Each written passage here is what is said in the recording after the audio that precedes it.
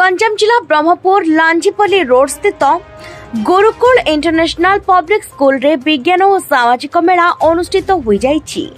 विद्यालय सभापति श्रीयुक्त प्रशांत महापात्र अध्यक्षता करथिबा बेले रंगेलुंडा ब्लॉक शिक्षा अधिकारी श्रीयुक्त देवेंद्र बेहेरा मुख्य अतिथि भाव में जोग देथिले। विद्यालय सभापति श्रीयुक्त प्रशांत महापात्र, संपादिका श्रीमती अनिता कुमारी पाढ़ी एवं विद्यालय प्रधान आचार्य श्रीमती मधुस्मिता परिडा कार्यक्रम परिचालना करथिले। मुख्य अतिथि विज्ञान और प्रजुक्ति विद्यार आवश्यकता संपर्क में छात्र छात्री मानक उद्बोधन देथिले। मेडिकल रे विभिन्न वर्गर प्राय 250 प्रोजेक्ट प्रदर्शित होइथिला। एथिरे 250 रु ऊर्ध्व जन प्रतियोगी अंशग्रहण करथिले। विज्ञान शिक्षयित्री मधुचंदा मिश्र, लक्ष्मीरानी चौधरी, भीतारकेश, सोमेश सिद्धार्थ वारिक, ट्विंकल पात्र, राजेश महापात्र, शिवानी पाणिग्राही, स्वप्ना पाणिग्राही एवं निवेदिता माझी परिचालना करथिले। रोबोटिक ग्रुप रो मयूर साहू एवं सेमानक टीम स्वयं एवं टीम अष्टम श्रेणी प्रथम स्थान अधिकार करथिले। विज्ञान रे संप्रति सेठी यूकेजी, कृतिका प्रधान द्वितीय श्रेणी, गोपीनाथ साहू चतुर्थ श्रेणी, शुभम पंडा षष्ठ श्रेणी, संकेत शेखर सरंगी एवं के खिरोद अष्टम श्रेणी, विश्वजीत साहू एवं शुभम चैन नवम श्रेणी, सामाजिक विज्ञान रे ओमकार सामल तृतीय श्रेणी, मृण्मयी महापात्र एवं चंदका महापात्र अष्टम श्रेणी, सुभश्री बेहेरा एवं सिंधुजा सुबोधी नवम श्रेणी प्रथम स्थान अधिकार करथिले।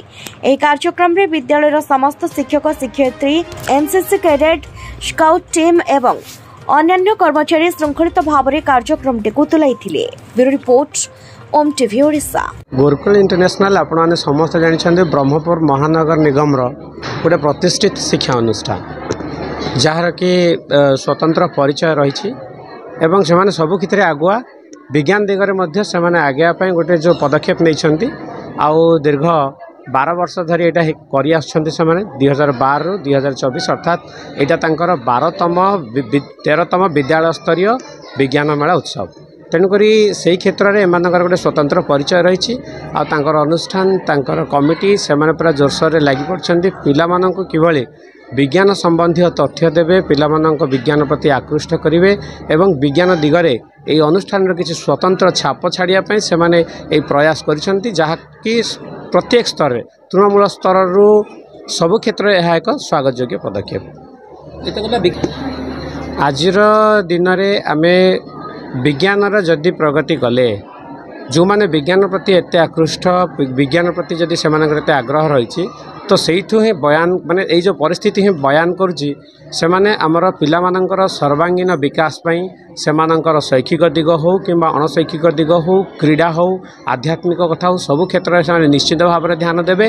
आ द्वारा से अनुप्राणित हेबे, अन्य विद्यालय माने अनुप्राणित हेबे जे एभलिया एक ऐतिहासिक कार्यक्रम को तृणमूल स्तर में पहुँचेबे एवं अन्य विद्यालय यहाँ अनुकरण करने सहित आमर विद्यालय जो कर्मकर्ता माने रही से अनुरोध करी जे वर्ष तमाम विभिन्न प्रकार कार्यक्रम करंतु पिलामानंकु, अभिभावक मानकु एवं समाज जो शिक्षित वर्गर व्यक्तिविशेष अच्छा से सामिल करंतु।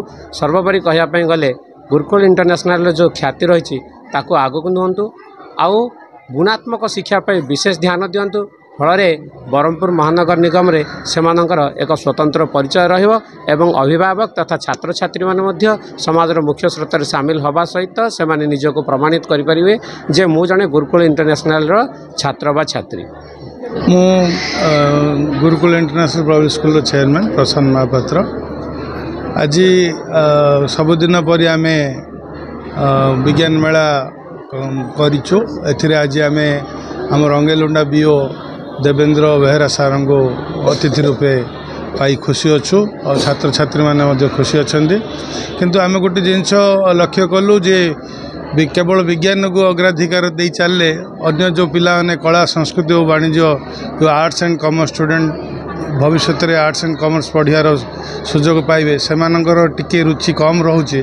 तेणुक आगामी दिन में आम कला संस्कृति एवं वाणिज्य को लेकिन किसी करने चाहूँ एवं पिलांग सहित आम ये पेरेंट्स मानक इनवल्व करने लक्ष्य रखीचु 2012 यह प्रतिष्ठा होता बर्तमान 2024 पहुँचला ये 13तम विज्ञान मेला।